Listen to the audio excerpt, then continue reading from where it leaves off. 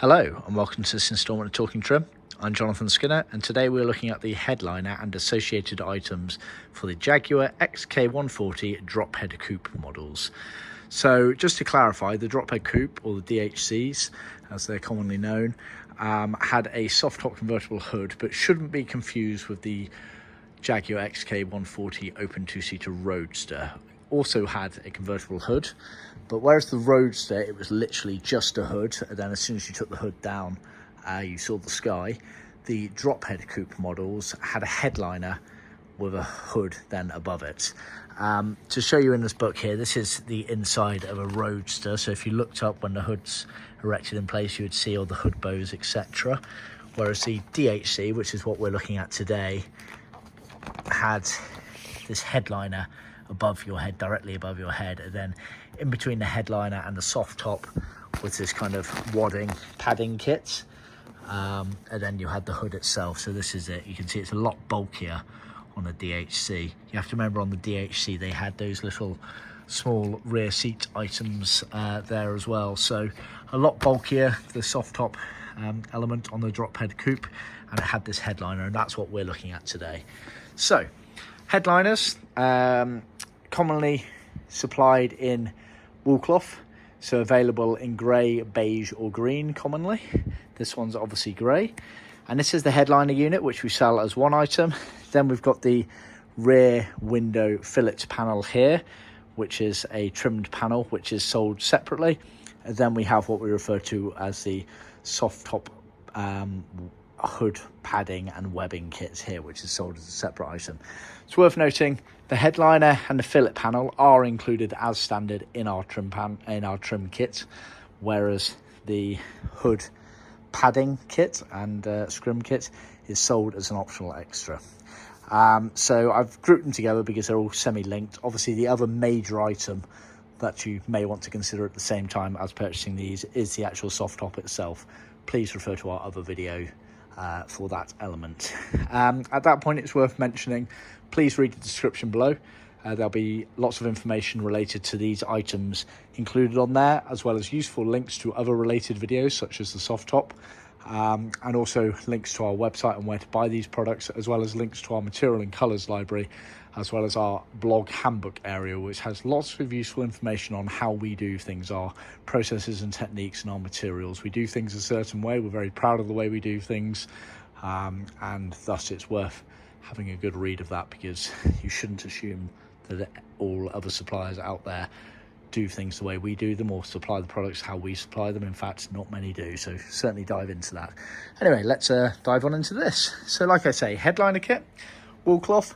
Now I've actually flipped this upside down, so this is the backing area. This is the bit that gets effectively attached to the underside of the hood element, or the hood bow mechanism, the hood frame mechanism.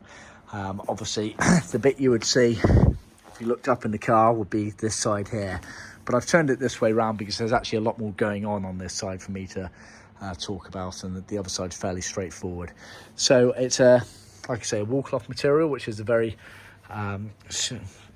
premium headliner material, grey, beige or green.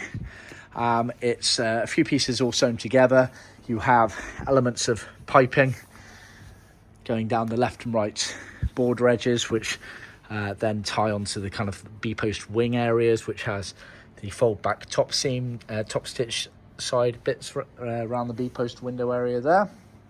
You obviously have the two flaps here, which are used to attach around the actual hood frame bows that go from left to right on the car. And then around this back area here, you have this loose piping, which is useful for trimming it in place. It gives you something to grab and pull onto.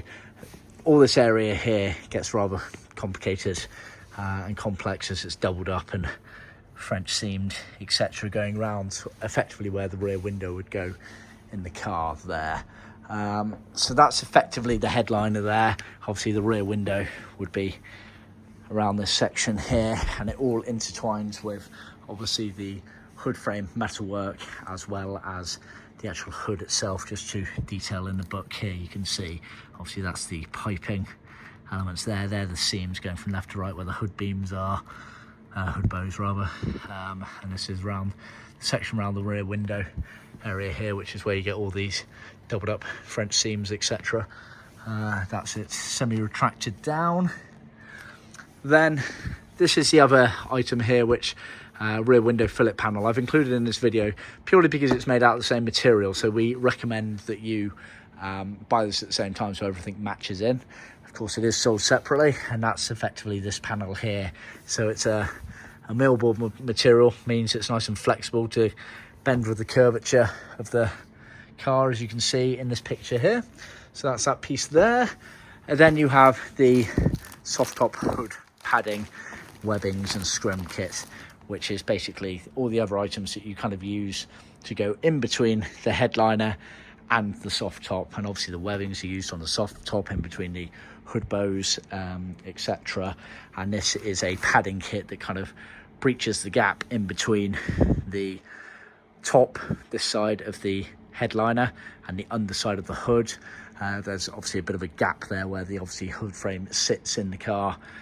So this is the padding kit that is used to kind of stop the air from rattling around too much in there and give it its bulk, if you follow. I don't think there's any other photos showing that particular area. That's the roads there. You can kind of see it there, so it'd obviously be sitting underneath here as such. Yeah, so that's effectively that kit there. Like I say, they're all sold individually if you wish, but the headliner and the rear window fillet panel are sold as standard, included in our trim kit, whereas this is always an optional extra.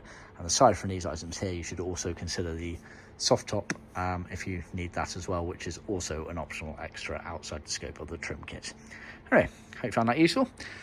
Please remember to like, subscribe and share with other classic car enthusiasts, and I'll see you next time. Cheers.